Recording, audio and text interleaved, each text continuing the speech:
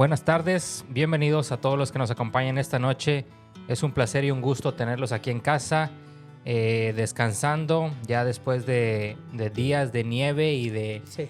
y de frío. De hecho, hasta había algunos pingüinos en el camino, pero a pesar de todas las tormentas, de todo el invierno que nos llegó aquí al norte de América, estamos aquí en vivo, listos para aprender un poquito de la palabra de Dios. Mi nombre es Ben Al Rodríguez. Les presento a mi papá, que es Joseph Al Rodríguez. Esto es Ben a la Raíz. ¿Cómo has estado? Muy bien, gracias a Dios. Buenas noches a todos. Estamos contentos, agradecidos con Dios por un día más de vida y por una semana más, un año más. ¿Qué tal de frío? ¿Qué tal la helada, la nieve? Híjole, ya no aguantamos. Yo creo que ahorita todo Texas está tosiendo. Si no tose uno, tose otro. Creo que nos ha afectado mucho esos cambios de temperatura y estas bajas temperaturas nos ha afectado mucho en la garganta. Ahorita estoy hasta batallando para hablar. Bueno, como les estábamos explicando la semana pasada, nosotros nos basamos en la escritura en Apocalipsis acerca de las tribus que representan las 12 puertas. Sí. Y de ahí tomamos la base que cada tribu representa un mes y estamos en el mes 10º, que representa, o más bien es la tribu de Zabulón. Y para empezar les quiero leer una escritura que se encuentra en Esther. Dice Esther 2:16. Fue pues Esther llevada al rey Asuero a su casa real en el mes 10º. Entonces aquí nos encontramos en el mes 10º. Dice que es el mes de Tebet, en el año 7º de su reinado. Y el rey amó a Esther más que todas las otras mujeres, y halló ella gracia y benevolencia delante de él más que todas las demás vírgenes, y puso la corona real en su cabeza y la hizo reina en lugar de Basti. Pero dice algo muy importante. Esther fue llevada al rey Asuero a su casa real. Entonces aquí nos vemos que en el mes, precisamente en el mes que estamos, pero de hace mucho tiempo, Esther fue llevada a la morada del rey, al aposento, a la casa, al hogar, a la morada, como le quieras llamar. Y es muy interesante porque voy a leer otra escritura, todo es para empezar, una escritura que se encuentra en Génesis 30:20. Dice, y dijo Lea es la hija, la mamá de Zabulón, y vamos a leer de dónde viene su nombre o qué quiso decir Lea al ponerle Zabulón a este personaje. Dice, y dijo Lea, Dios me ha dado una buena dote. Ahora morará conmigo mi marido, porque le he dado a luz 6 hijos, y llamó su nombre Zabulón. Y para que todo esto tenga sentido, les quiero aquí poner una diapositiva acerca del nombre de Zabulón. Zabulón viene de la palabra hebrea Zabal, y que quiere decir habitar o morar. Entonces es bien interesante que Lea, cuando tiene a su hijo Zabulón, le pone así porque dice que no quiero agregar palabras, vamos a ver cómo dice la palabra. Dice Dios me ha dado una buena dote, ahora morará conmigo mi marido. Entonces vemos que Zabulón, su nombre es morar, habitar. Lea es lo que quiere dar a entender con su nombre. Y vemos también que en este mes Esther habitó con el rey Asuero y entró a las moradas del rey. Entonces, ¿quieres agregar antes de empezar con la primera escritura o quieres...? Sí, estamos en el mes 10 y este mes estuvimos hablando acerca de lo profético, de lo profundo que es el número 10, y tomando ese orden de 10, tomando el orden de cómo estaban acomodadas las tribus, como nos lo menciona en Apocalipsis, vemos a Zabulón como en la lista en Apocalipsis, vemos a Zabulón. La tribu de Zabulón la vemos en el número 10. Por eso estuvimos hablando acerca del número 10. Y pues si ustedes quieren ver el video, ahí está se llama, si mal no recuerdo, La mano de Dios, ¿verdad? Porque estuvimos hablando Exactamente, la mano de Dios. Ok, entonces, estamos hablando mucho de la letra Yod. Entonces, habla de 12 puertas en Apocalipsis. Sabemos que cada mes se abre una puerta, según lo que nos dice Ezequiel, acerca de que en Luna Nueva y en Shabbat se abre una puerta, o se abre la puerta al Kadam. Y de ahí tomamos nosotros la idea, la enseñanza, la profundidad de estar caminando en base una palabra cada mes. Dice que hay un árbol que produce 12 frutos, produce 12 frutos, uno, y da cada mes un fruto nuevo. Entonces, tomando esta idea, Dios nos habla a través de los meses, a través del número 10, en este mes 10, pero también nos habla a través del nombre de Zabulón. Y vemos la historia de cómo Lea le pone Zabulón a su hijo, y es después de que le da el hijo número 6, o sea, de los hijos de Lía, nace Zabulón, y ella dice, bueno, esto es una buena dote, es un buen regalo. Ahora mi marido pues me va a servir con honor, me va a tratar con honor. Y una de las formas que ella se sentía que tendría que ser honrada es que él pasara más tiempo con ella, ya que en esta relación de Jacob con sus dos mujeres, Raquel y Lea, vemos como un tipo competencia, pero ella siempre, Lea, siempre se siente abandonada, siempre se siente como rechazada, porque él se veía la diferencia del amor que él tenía hacia Raquel a comparación con el que tenía con Lea.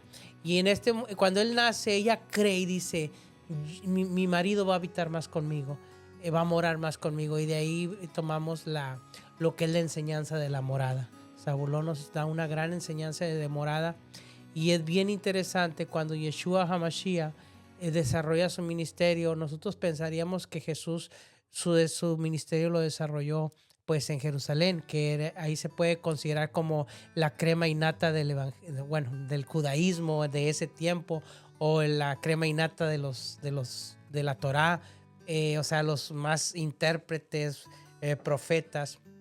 Mas sin embargo, Jesús, si bien es cierto, nace en Belén, pero su ministerio lo desarrolla en la tierra de Zabulón y Neftalí.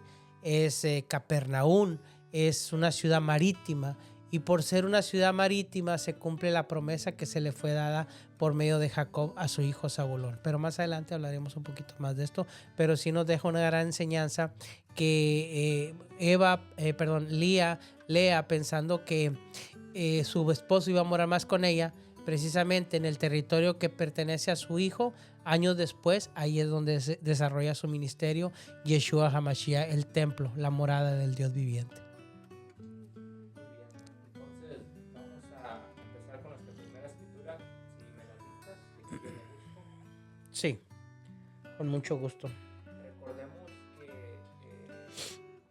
la intención de Dios siempre ha sido habitar con nosotros. Sí. En comunión con nosotros. Primera de Crónicas 11:5. Ay, perdón. Estoy muy mal de la garganta.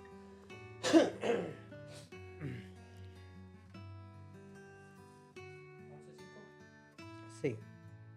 Primera de Crónicas 11:5. Dice Primera de Crónicas 11:5. Voy a leer desde el 4. Dice, entonces se fue David con todo Israel a Jerusalén, la cual es Jebús, y los jebuseos habitaban en aquella tierra, y los moradores de Jebús dijeron a David, no entrarás acá. Mas David tomó la fortaleza de Sión, que es la ciudad de David, y David había dicho, el que primero derrote a los jebuseos será cabeza y jefe. Entonces Joab, hijo de Sarvía, subió el primero y fue hecho jefe. Y David habitó en la fortaleza, por esto la llamaron la ciudad de David, y edificó la ciudad alrededor, desde Milo hasta el muro, y Joab reparó el resto de la ciudad. Y David iba adelantando y creciendo, y Jehová de los ejércitos estaba con él. Entonces vemos cómo David escoge un punto estratégico. Esta ciudad de Sión es uno de los lugares más altos. Entonces estratégicamente estaba perfecta para que si el enemigo, los contrarios, venían a atacarlo, pues ellos tenían una gran visibilidad y de esa manera pues tener una victoria o tener mucha ventaja para ganar la victoria. Entonces fue lo que hizo David, un general muy estratégico, y de esa manera dijo, este es el lugar adecuado. Y después nos vamos a una escritura que se encuentra en...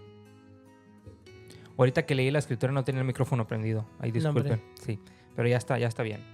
¿Cuál es la siguiente? Es primera de Reyes 1:33.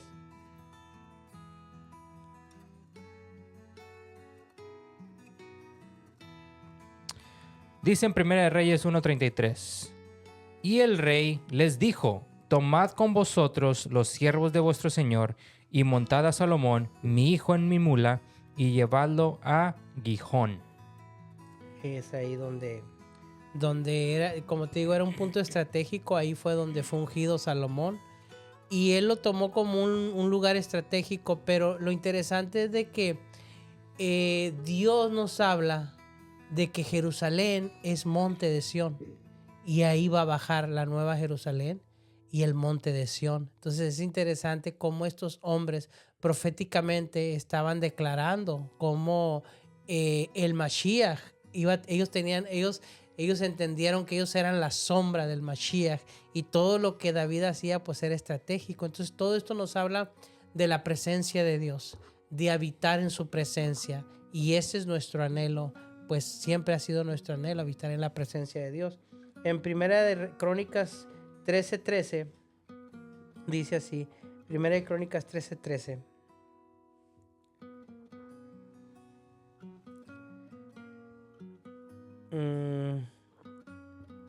Esa creo que no la tengo yo. Dice, Oh, sí la tengo.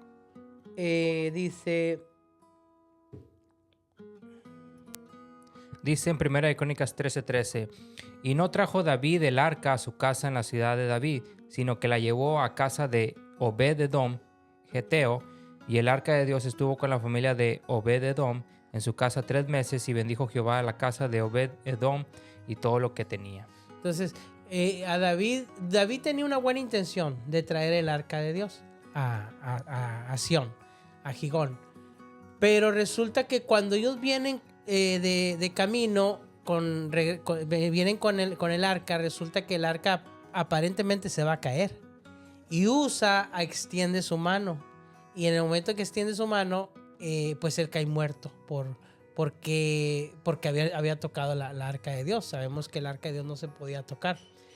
Pero fíjate la forma en que se la trajo David. Hizo un carro nuevo y todo muy, muy adecuado, entre comillas. Pero no era la forma en que Dios había dicho que se tenía que transportar el arca. El arca se tenía que transportar en los lomos de los sacerdotes.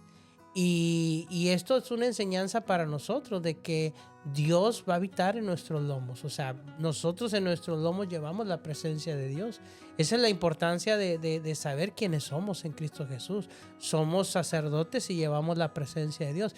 Era la forma en que se tenía que transportar el arca. El arca tenía unas argollas donde se le metían unas varas, y esas varas era lo que cargaba el arca, y esas varas eran puestas en los hombros de los sacerdotes. En este caso David queriendo hacer lo bueno, pero sabemos que las intenciones no siempre son lo más correcto.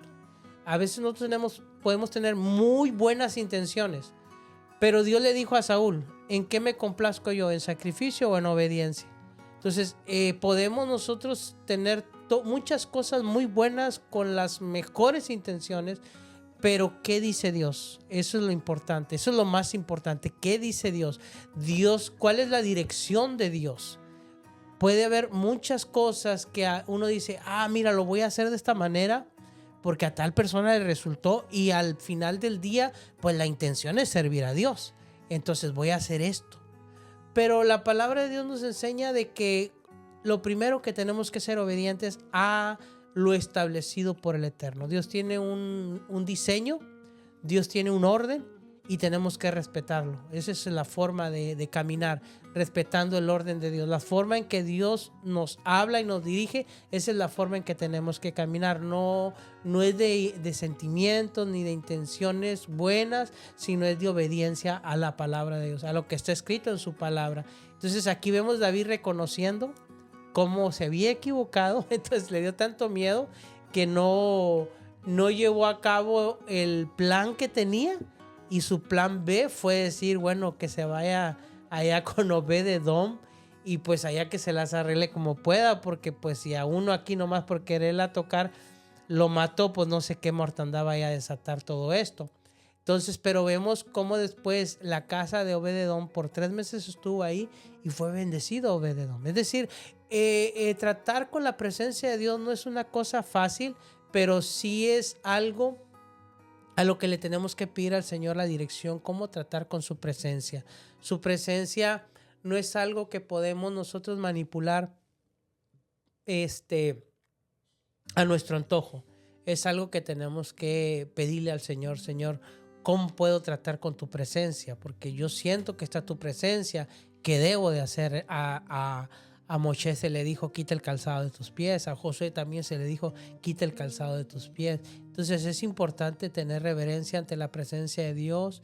Y aquí entra la presencia de Dios, entra la voluntad de Dios, entra el trabajo que Dios te dio. O sea, entra todo lo que tiene que ver con lo que tú tienes que hacer con tu trabajo en referencia a Dios, cómo lo tienes que hacer. Eso es importantísimo. Y es lo que entendió David de una manera pues bastante ruda.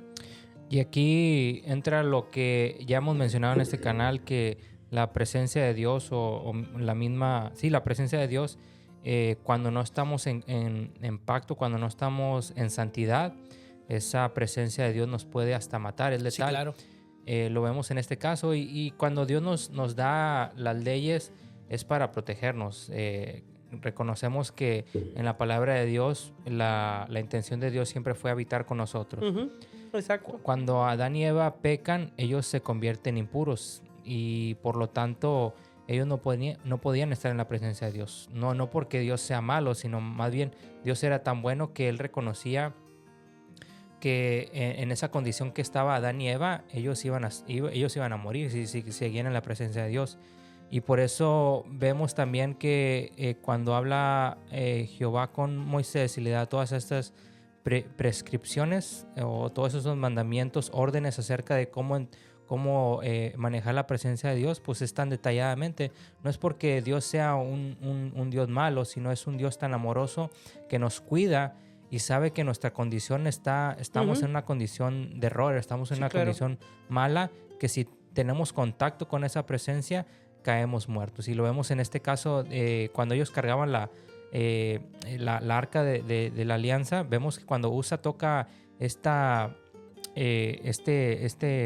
¿cómo se le dice? Pues era como un cofre, pero era una caja de oro. Exactamente, y Usa no lo hizo con mala intención. De hecho, dice que se iba a caer el arca, ¿no? Sí, hizo como que se iba a caer, o sea, aparentemente se iba a caer, y la primera intención de Usa pues era con su mano detenerla para que no se cayera. Sí, en un intento de salvar el arca o protegerla, la toca y ahí vemos que fue algo letal. Y eso mismo le fuera pasado a cualquier hombre que entraba Uh-huh. o que llegó a entrar al lugar santísimo sin estar puro. Por eso tanta importancia en todas las leyes. Hay una ley que me llama mucho la atención, que mucha gente dice que cuando las mujeres están en menstruación, que son impuras, pero ahí lo que habla de la presencia de Dios es que no puede, o sea, la sangre no puede tocar el lugar santísimo. Por eso era tanta importancia de estar limpios, y completamente limpios de cualquier tipo de, ¿cómo se dice? Fluido de sangre. Fluido. Ya sea de hombre o de mujer.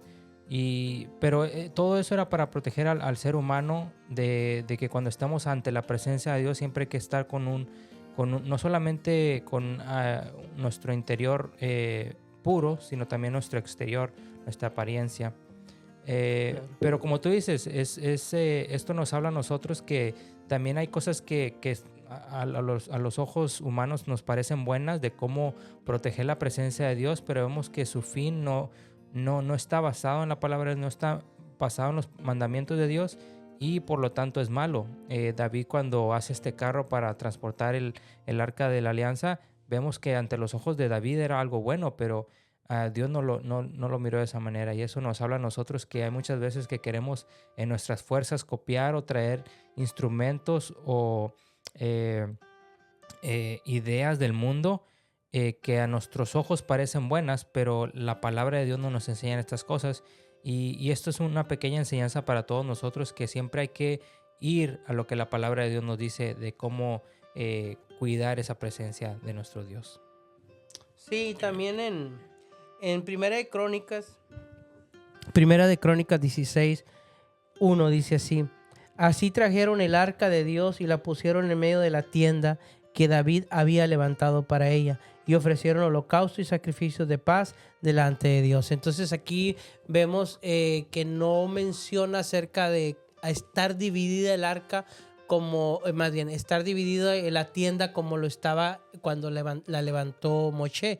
Moshe la levanta y pone lo que es el patio, el lugar santo y el lugar santísimo, y el lugar santísimo era donde estaba el arca. En este caso, pues solamente se mira lo que explica es que la tienda, y en medio de la tienda pusieron el arca, que representaba la presencia de Dios.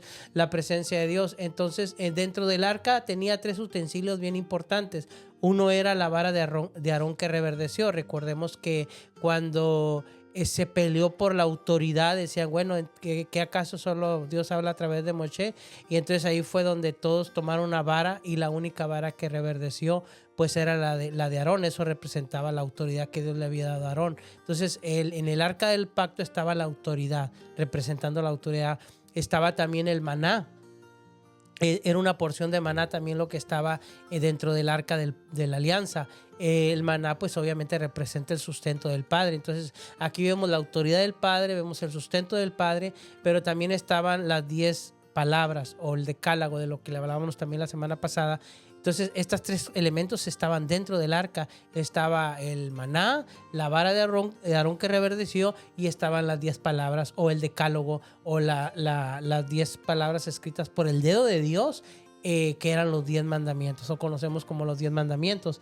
Entonces esto representa autoridad de Dios, sustento de Dios, y también representa la dirección de Dios. Entonces eso es importante, que eso es lo que es la presencia de Dios. Cuando viene la presencia de Dios, estas 3 cosas prevalecen y son notables: que hay dirección de Dios, que hay autoridad de Dios, y que hay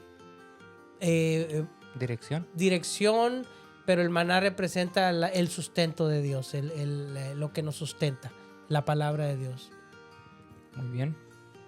Entonces, pero es lo que notamos aquí en Primera de Crónicas, a diferencia del tabernáculo que levantó Moshe, lo vemos como David lo levanta. Y hay cosas interesantes ahí, como vemos que David danza.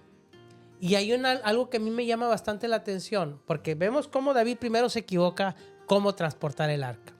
Pero después, me imagino yo que esta experiencia lo llevó a recapacitar, y después hace esto de poner el arca poner la tienda ahí dentro del arca. Pero cuando llega el arca del pacto donde iba a ser puesta, vemos que David danza, y la hija de Saúl lo mira danzando, y por ahí se exhibe, se ve expuesto, y luego le dice ella: oye, como un cualquiera has hecho, tú eres el rey, ¿cómo vas a danzar como un cualquiera? Y hasta se te vio por ahí las pompis.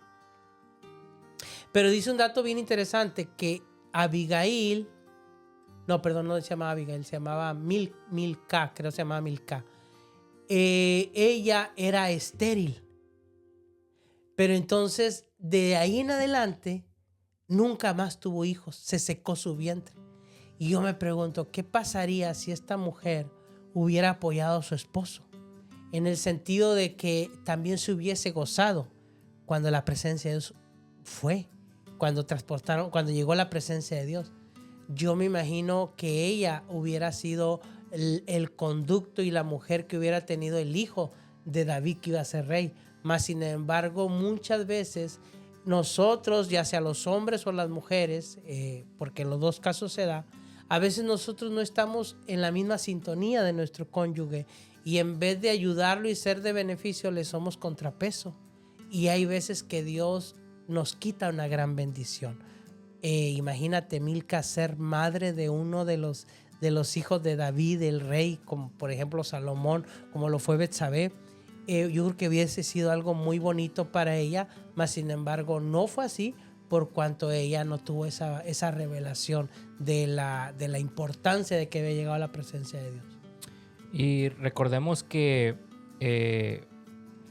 este modelo que Moisés recibió acerca de todos los elementos del Mishkan o del tabernáculo fueron dados o revelados por Dios.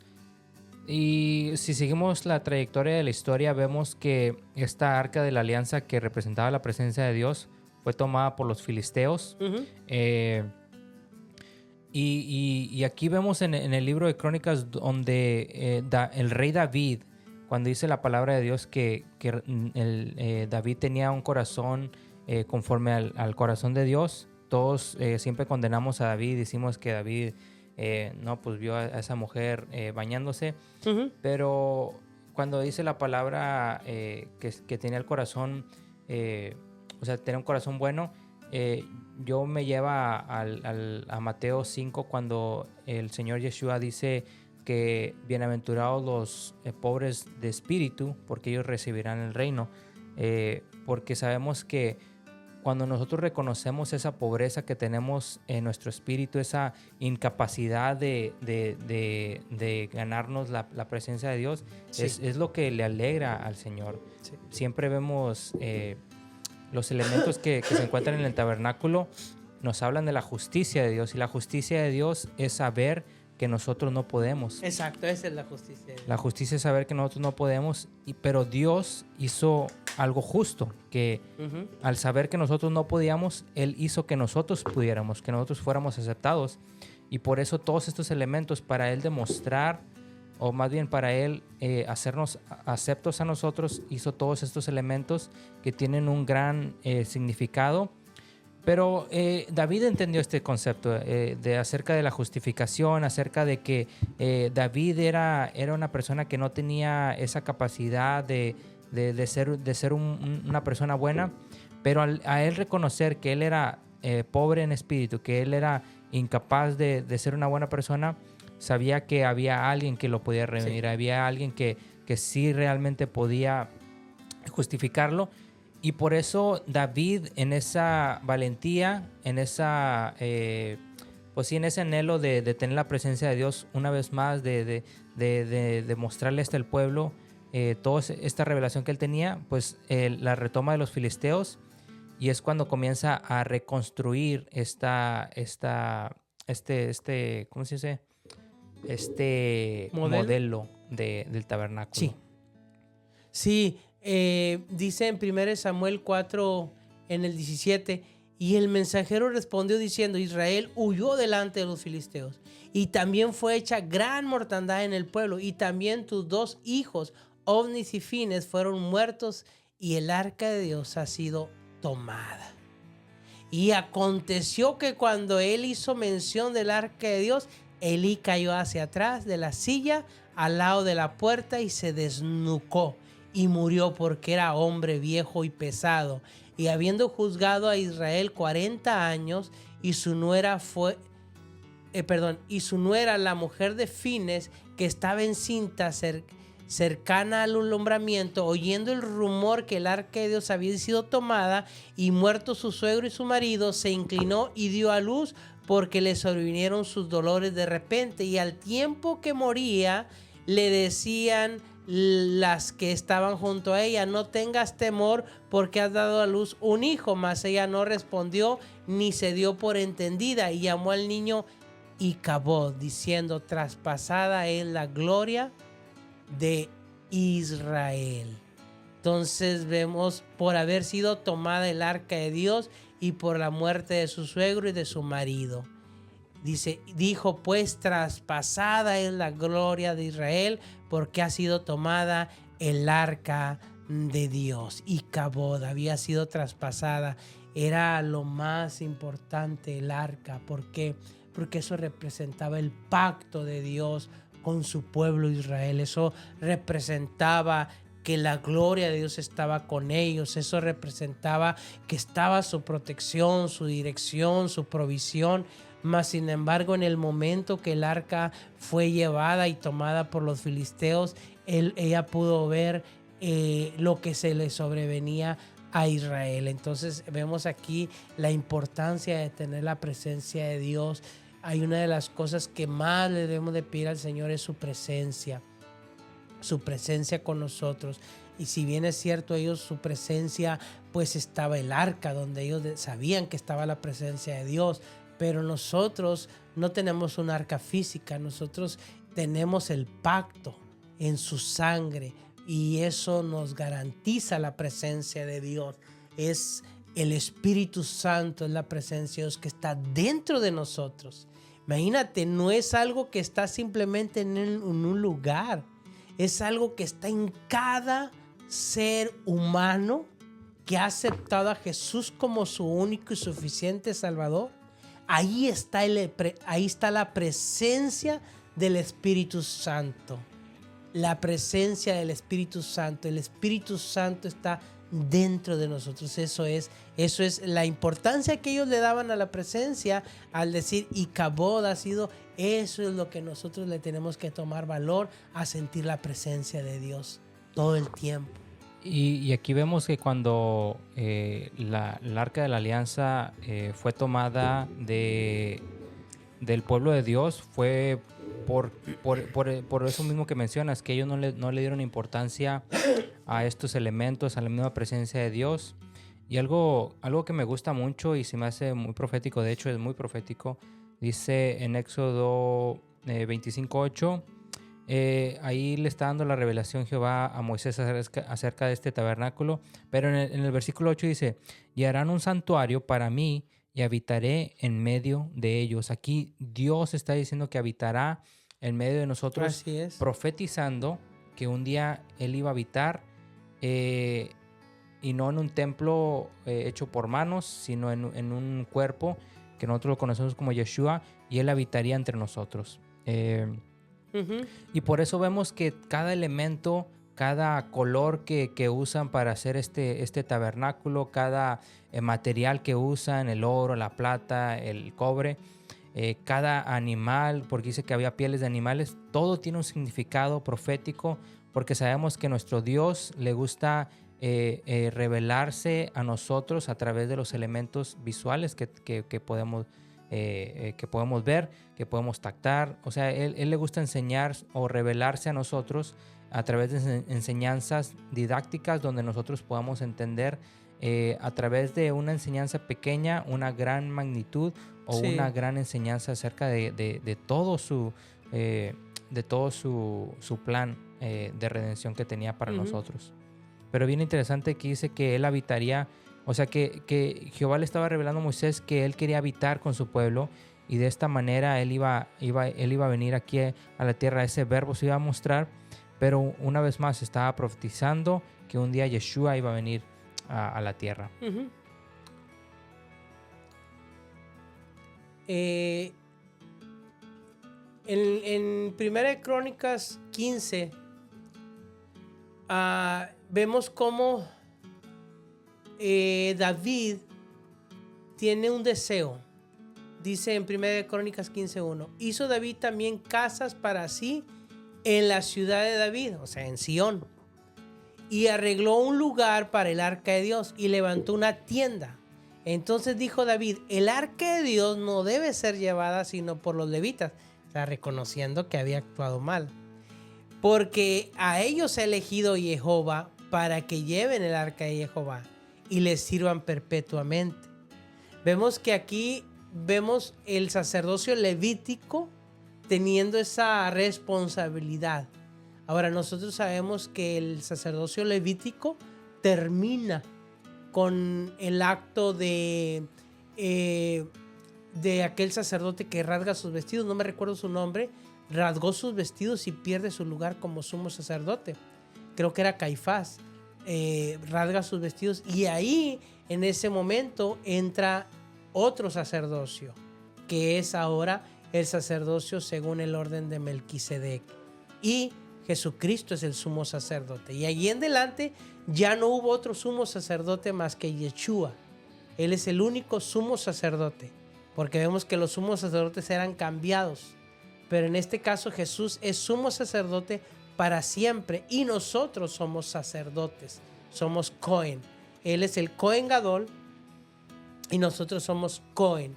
Entonces dice que entonces en el 3, y congregó David a todo Israel en Jerusalén para que pasasen el arca de Jehová a su lugar, el cual le había preparado. Reinó también David a los hijos de Aarón y a los hijos levitas, de los hijos de Coat, los coatitas, Uriel, el principal de sus hermanos, 120. Y entonces comienza a nombrar todos los cabezas y todos los sacerdotes, los coanitas, y aquí comienza a repartir. Pero si nosotros vemos, de aquí en adelante vemos cómo David, las 24 horas del día, los 7 días de la semana, estaban cubiertas por, si mal no recuerdo, 28 clases. 24 clases, perdón. 24 clases. Y esto habla de nosotros también, de que nosotros no es como que hoy nomás los domingos vamos a la iglesia ya. La presencia de Dios somos todos los días de la semana. Las 24 horas del día, los 7 días de la semana, somos la presencia de Dios. Yo sé que hay un día especial donde hacemos un reposo, un descanso, paramos a todas nuestras actividades para de una manera más especial buscar la presencia de Dios. Pero eso no quiere decir que no la buscamos en toda la semana. De hecho, nosotros estamos en Shabbat los 7 días de la semana porque descansamos en él. Sabemos que hay un día porque lo tenemos biológicamente grabado. Tenemos un reloj biológico que sabemos que tenemos que descansar un día de trabajar 6 y descansar 1. Pero eso no impide que toda la semana estemos constantemente buscando la presencia de Dios, y es lo que la enseñanza que vemos de David. Qué bonito lo que él preparó, le nació en el corazón después de aquella después de aquella triste experiencia con Usa. De ahí David cambió mucho en su trato con la presencia de Dios. Sí, ahí se dio cuenta que la presencia de Dios, Dios puso las leyes con un propósito. Sí, claro. Y le dio esa reverencia que se merece. Acerca de lo que decías acerca de este sacerdocio, recordemos que el manejar o el mantenimiento del tabernáculo se hacía por los levitas y, o sea, tú no podías ser de cualquier tribu y trabajar el tabernáculo, limpiarlo, prender las luces. Tenías que ser de la tribu de Leví. De la misma manera, la tribu de Judá era toda la realeza. Entonces, pero algo interesante es que dice en Mateo 26:65, dice: entonces el sumo sacerdote rasgó sus vestiduras diciendo: ha blasfemado, ¿qué más necesidad tenemos de testigos? He aquí, ahora mismo habéis oído su blasfemia. Entonces, aquí... la ley dice que, no sé si te lleve a una letrita, donde dice que el sacerdote no puede romper sus vestiduras porque pierde su lugar. No sé si ahí te ligue a una escritura, porque es la ley de los sacerdotes. Ahorita la busco. Ok, entonces vemos cómo David, fíjate, David representando ese rey sacerdote. David representando un rey sacerdote. En 1 Crónicas 15:27 dice: y David iba vestido de lino fino. Esa es la vestimenta del sacerdote. Y también todos los levitas que llevaban el arca, asimismo los cantores, y que Ananías era maestro de canto entre los cantores. Llevaba también David sobre sí un efod de lino, o sea, ese es el vestuario del sacerdote. De esta manera llevaba todo Israel el arca del pacto de Jehová, con júbilo y sonido de bocina y trompetas y címbalos y al son del salterio y arpa. Pero entonces vemos cómo desde la época de Melquisedec, porque la palabra Melec es rey y Sedec es de Sadoc, de justo. Entonces desde la época del sacerdote, del rey sacerdote Melquisedec, no había habido un sacerdote rey. Pero aquí vemos a un rey sacerdote, porque él era la imagen del hijo de David. O sea, él era la imagen del rey. Él era la imagen, David era la imagen de Yeshua, ese rey sacerdote. Y el Cohen realmente es como la idea de Cohen Gadol, o la idea del sumo sacerdote, es la mano de Dios obrando. Eso es lo que significa. Por eso el sumo sacerdote hacía las cosas en el santuario, porque eso representaba la mano de Dios. Entonces, pero el rey no hacía esto. Vemos al primer rey el primer rey Saúl, él no hacía esto. Y vemos después el tercer rey Salomón, y luego después vemos el rey Roboam. Ellos no hicieron esto, ningún rey hizo esto, pero David funge como rey sacerdote representando a Yeshua, y nos habla cómo dice que iban cantando. La palabra en hebreo shir es una expresión de alabanza.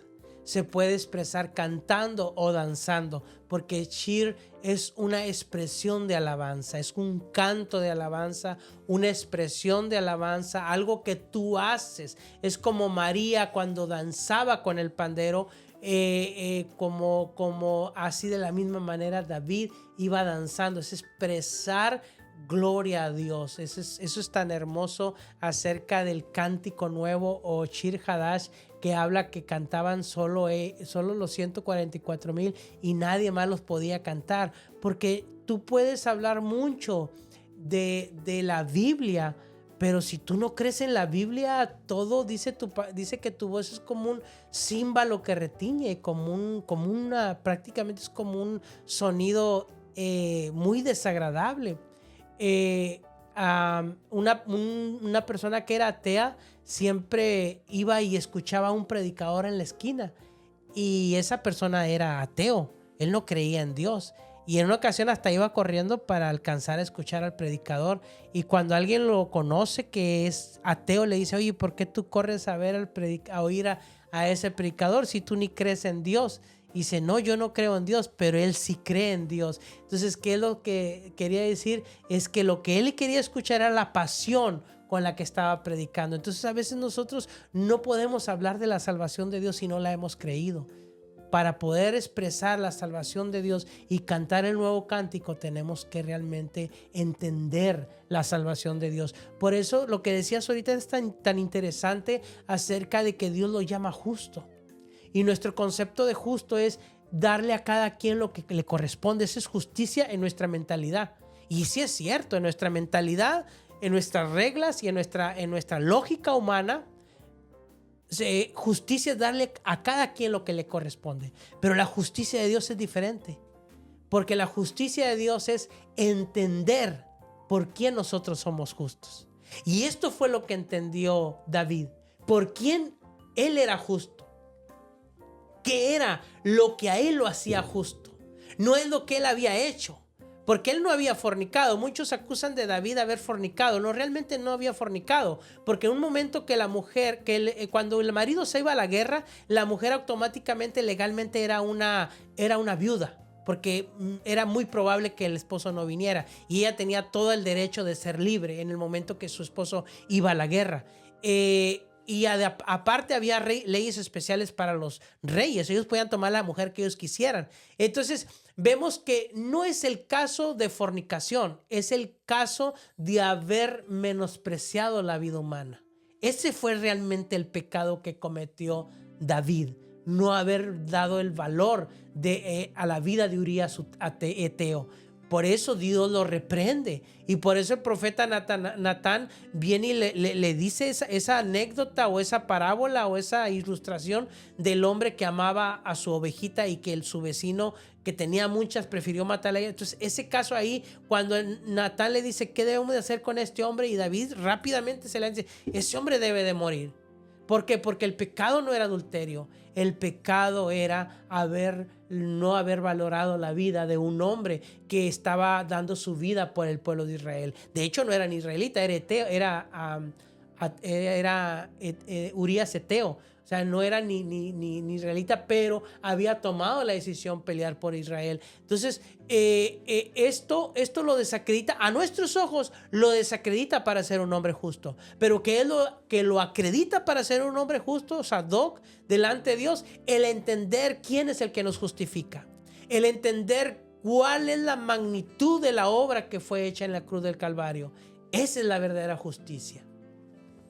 Sí, yo creo que David, sin haber visto físicamente a Yeshua, yo digo que lo vio en el espíritu porque el entendimiento que tenía David, esa convicción que él tenía, no solamente en sus palabras, sino en sus acciones, nos habla de una persona que realmente entendió el verdadero significado de la justificación de Dios, que fue ese sacrificio por la vida de David.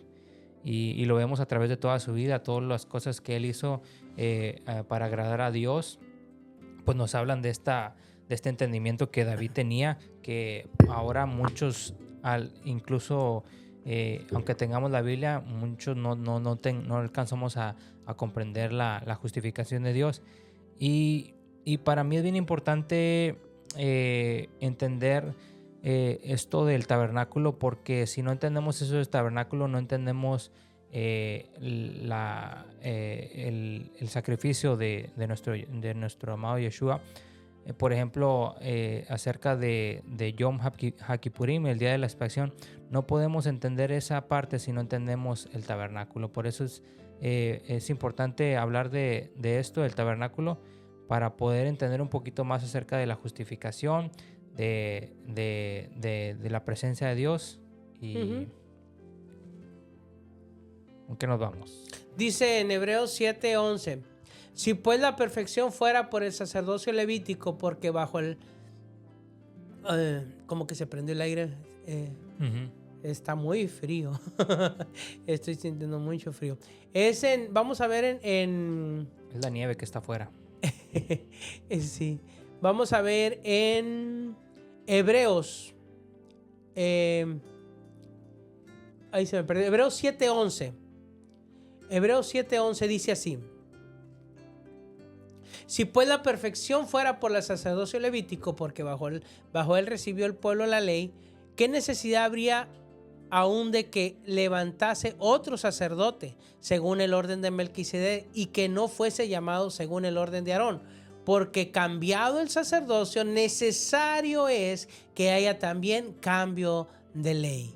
Y aquel de quien se dice esto es de la otra tribu, de la cual nadie sirvió al altar. Entonces, había un sacerdocio y había una ley del sacerdocio. Entonces, cuando esta escritura se cita mucho para decir, es que la ley ya pasó.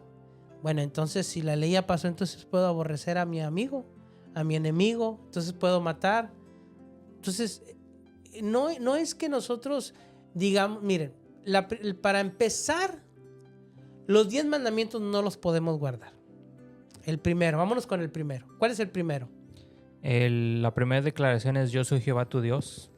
La primera declaración es: yo soy Jehová tu Dios. Entonces ahí no puede haber otro Dios. Y nosotros no la vivimos haciendo otros dioses. ¿Qué es un Dios? Aquello de lo que tú dependes. A veces nosotros pensamos que dependemos de nuestro trabajo y lo hacemos un Dios. A veces fíjate, yo me he encontrado mucho esto que nos pasa mucho a nosotros. Nos convertimos en adoradores de la adoración y no de Dios. Estamos más enfocados en quién va a cantar que a quién le vamos a cantar.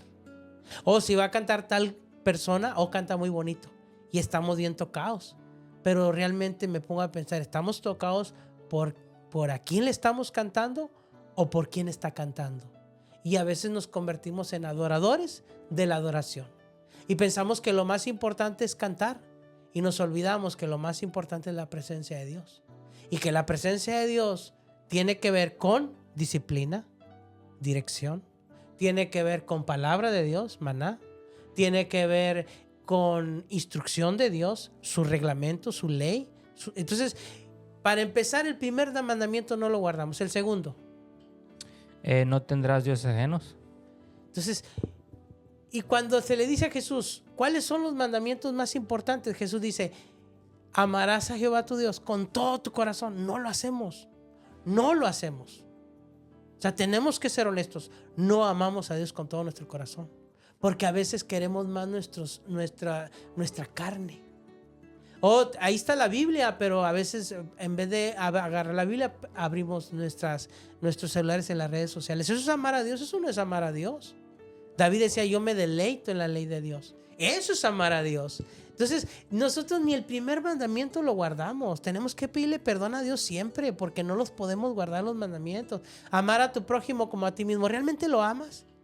No lo amas, o sea, no es cierto, somos hipócritas. Decimos que amamos, pero a la mera hora, cuando se muestra el amor, no tenemos amor. Entonces, para empezar, no podemos guardar los 10 mandamientos. Las 10, ¿cómo le dices tú? Declaraciones. Las 10 declaraciones, no las podemos guardar, no podemos guardarlas. Entonces, si de ahí empezamos, no podemos guardarlas, pero entonces, ¿por qué decimos que las tenemos que guardar? Bueno, porque el Espíritu Santo viene sobre nosotros y nos da hay ese fruto dentro de nosotros.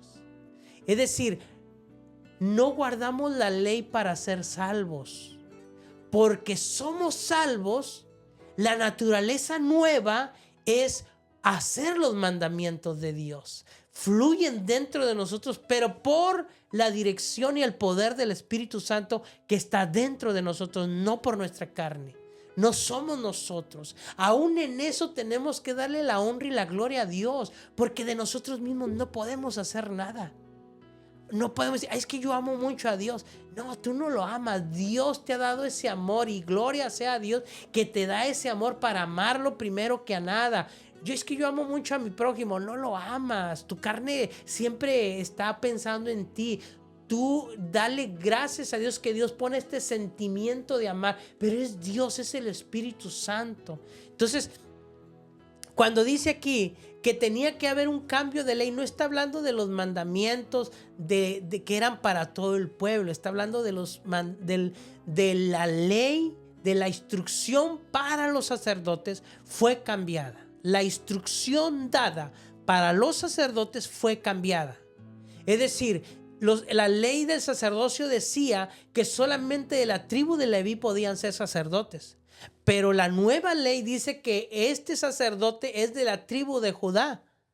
Entonces, ¿por qué de la tribu de Judá? Bueno, porque así Dios le plació en su soberanía decir, esta es la tribu donde van a ser mi Mashiach, mi hijo, el Mashiach, donde van a ser el rey sacerdote de esta tribu. Nosotros no somos nadie para cuestionar a Dios. En su primer plan de Dios, ¿quién iban a ser los sacerdotes? Ahí le dice a Moshe, sepárame a todo primogénito, porque todo primogénito es mío. Ellos iban a ser los sacerdotes. Pero después, cuando la tribu de Leví se levanta a hacer justicia, entonces ahí cambia y le dice, bueno, ahora levántame la tribu de Leví para que sean sacerdotes. Pero eso no era el primer plan. El primer plan era que todo primogénito iba a ser sacerdote. Yo soy el número 7, imagínate, yo no puedo ser sacerdote porque soy el número 7 de mi casa. Pero yo no soy sacerdote por mí. Soy sacerdote por Mashiach, por Jesucristo el Mashiach. Entonces Jesucristo es el primogénito de toda la creación. Y de él tomamos nombre y ahora somos primogénitos porque por medio de Yeshua es que somos sacerdotes. Y este es un punto que atacan mucho cuando dicen que Yeshua no es el Mesías. Es por esa misma razón que dicen que él no viene de un linaje levita, que él no puede ser sacerdote. Sí. Y también dicen que no viene ni siquiera de la tribu de Judá. De la tribu, exacto. Sí. No, ellos dicen que no. Sí, no, sí, yo sé. Ellos dicen que no vienen de la tribu de Judá. Pero ahí yo respondo a eso diciendo que porque José, su padre adoptivo, era de la tribu de Judá, ¿no? Sí. Entonces ahí yo lo que debato, lo que digo es que pues él tomó el rol de su padre, ¿no? Y él... Legalmente es de la tribu de Judá, porque él lo adoptó. Uh-huh. La ley de la adopción está vigente.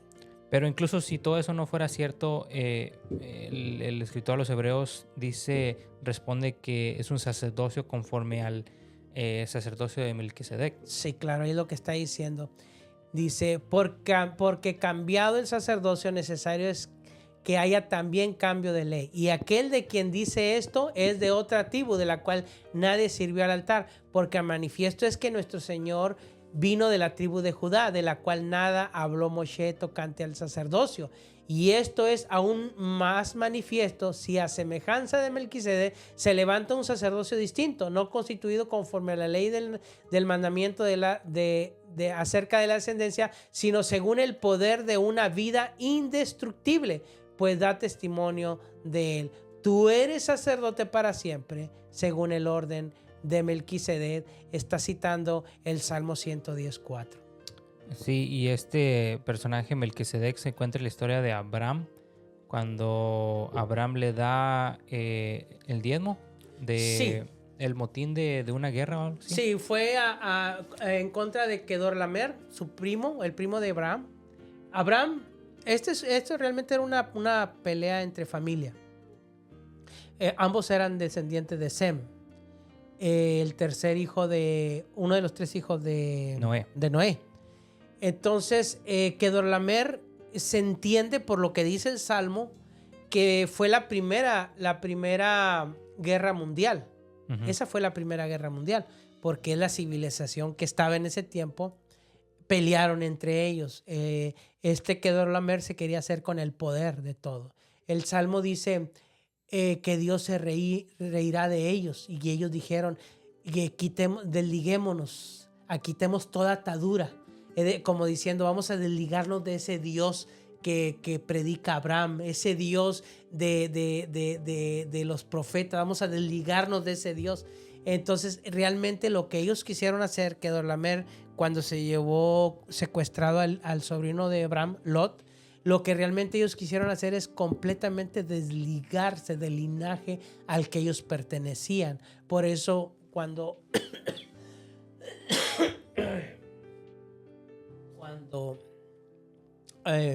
a Melquisedec mira que hace esto Abraham, de hacer justicia, ir en contra de aquellos hombres malvados, Dios le da la victoria, y Melquisedec le da pan y vino, lo bendice. Y en cambio Abraham le da los diezmos del botín que le había quitado a Kedorlaomer. Está muy interesante esa historia. Sí, y nada más para contribuir, la palabra Sem, de donde viene el nombre, bueno, quiere decir el nombre, y de ahí nosotros tomamos, porque cuando Dios se le revela a Moisés y le revela su nombre, dice yo soy el quien soy, y de ahí nos agarramos nosotros, no nos agarramos, pero de ahí...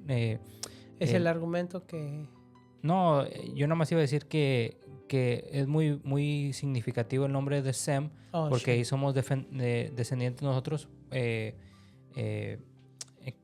Nosotros creemos que somos de esa porque su nombre significa el nombre. Nosotros somos los descendientes del nombre.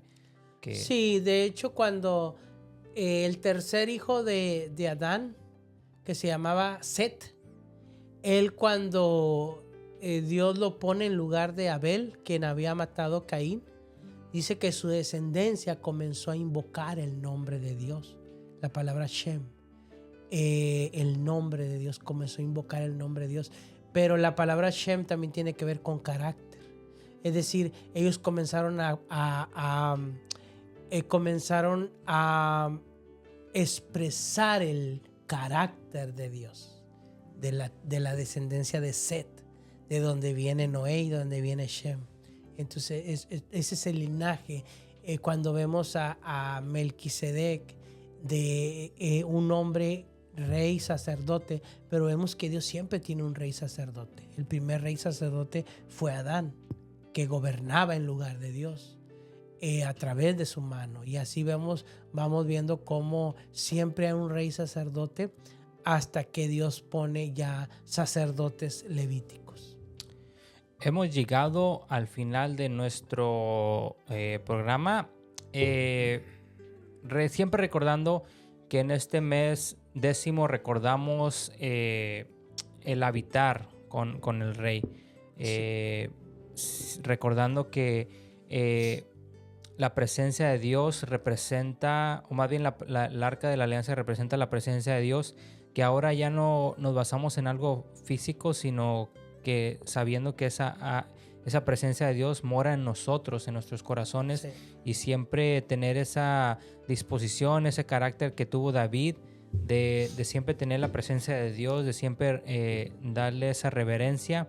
Y esto nos habla a nosotros de siempre querer tener el corazón como David, siempre ser pobres de espíritu, reconociendo nuestra decadencia espiritual y saber que necesitamos de un Salvador, de un justificador, y siempre sabiendo que gracias a ese sacrificio de Dios, pues ahora tenemos acceso a esa presencia.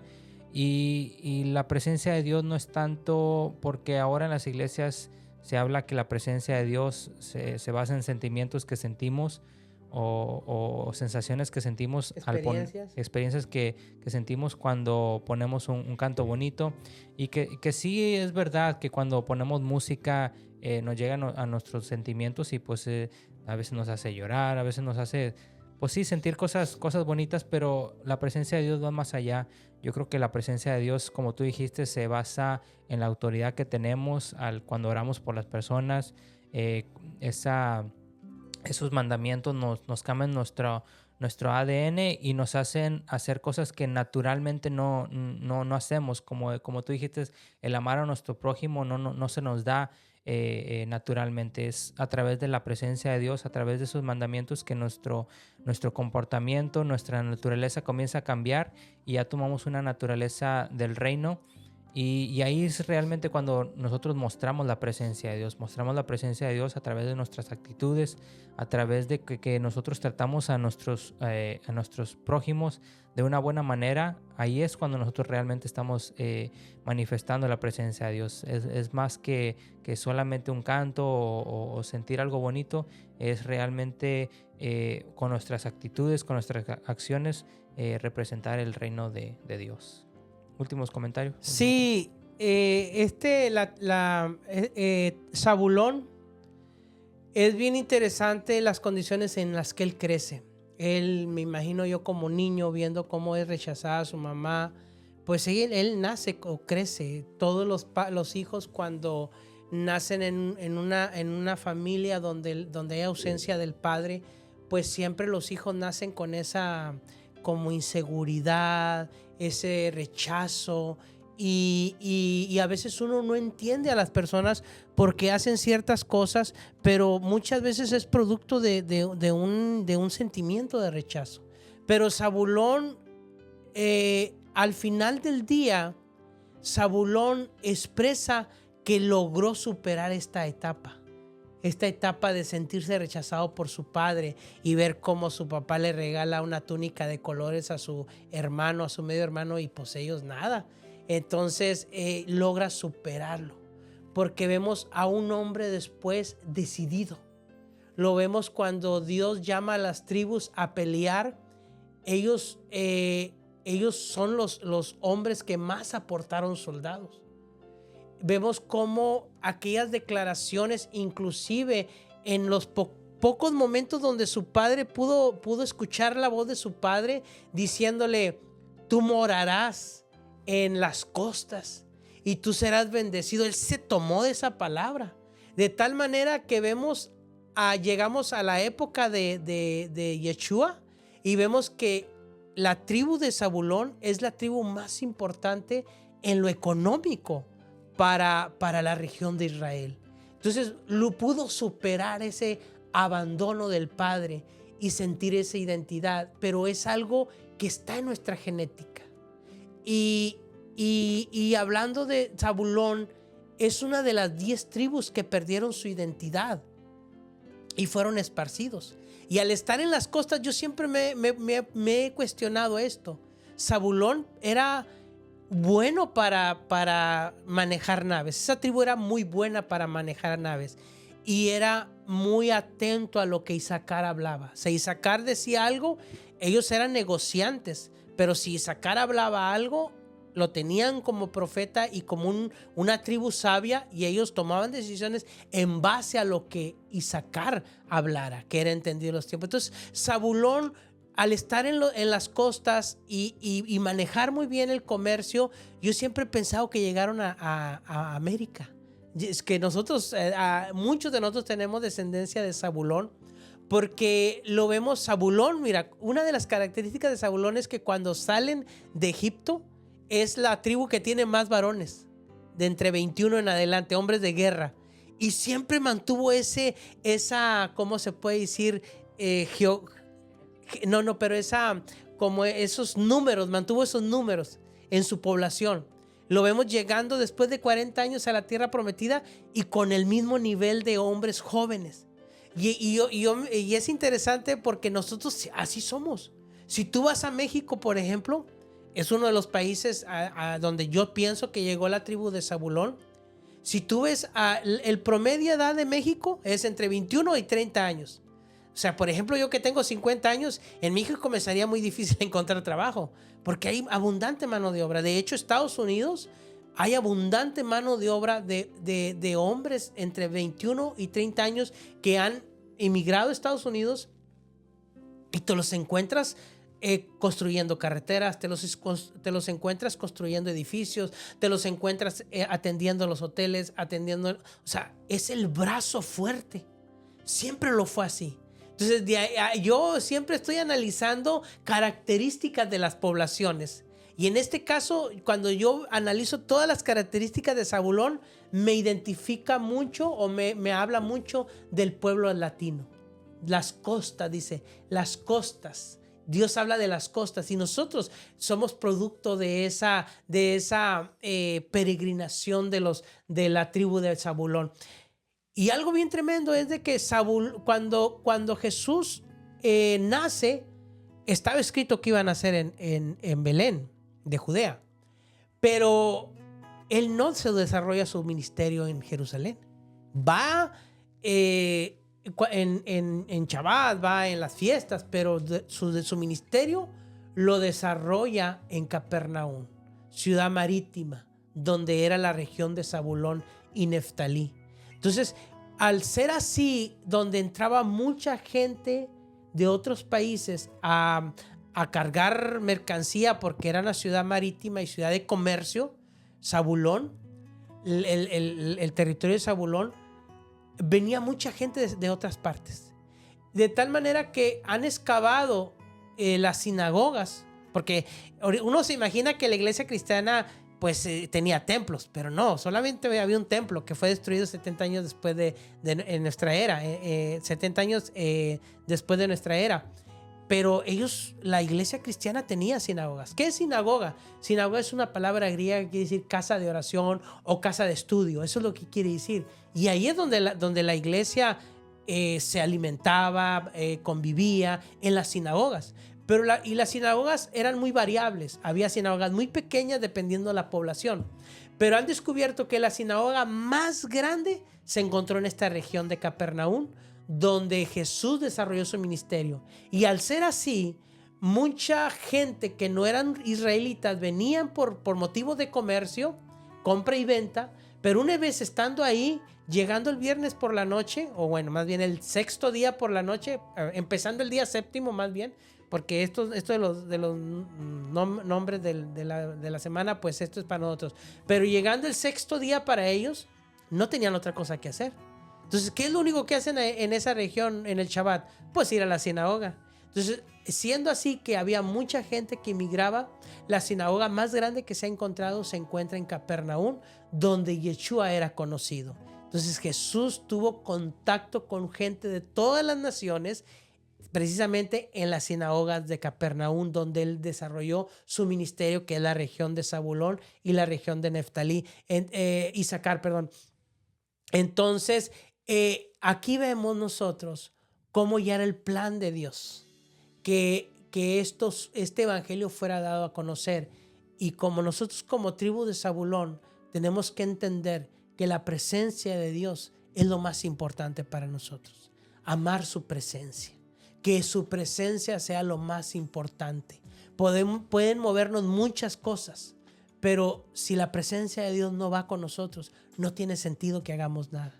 Porque si la presencia de Dios no va con nosotros, ¿para qué hacemos las cosas? ¿Qué hacemos si no está la presencia de Dios? Nos convertimos en una religión, nos convertimos en un sistema que somos guiados por reglas de hombres, pero no está la presencia de Dios. Entonces la presencia de Dios en esta época, sobre todo este periodo, yo le llamo periodo 2025 porque de alguna manera lo estamos contando así. 2025 es un periodo donde se han abierto portales y lo estamos viendo. Hemos estado compartiendo cómo lo que ha estado haciendo la Iglesia Católica de abrir portales que son altamente satánicos. Entonces, en estos tiempos tan difíciles es importantísimo, siempre lo es, pero sobre todo en este tiempo, la presencia de Dios con nosotros para que nos pueda guiar. Muy bien, hemos llegado al final de nuestro programa. Muchas gracias a todos los que nos acompañaron esta tarde, siempre recordando que la presencia de Dios es muy importante en nuestras vidas y hay que tenerle ese respeto, pero a la misma vez anhelarla como en la casa de Obed-Edom, porque sabemos que hay bendición cuando tenemos la presencia de Dios en nuestras casas. Por mi parte es todo. Muchas gracias a los que nos acompañaron. Espero que se encuentren bien, que descansen este fin de semana y tengan fuerzas para la siguiente semana. Y vámonos a hacer un muñeco de nieve. Pues sí, ¿verdad? Sí, bueno. Es cierto. Buenas noches al sonido del shofar.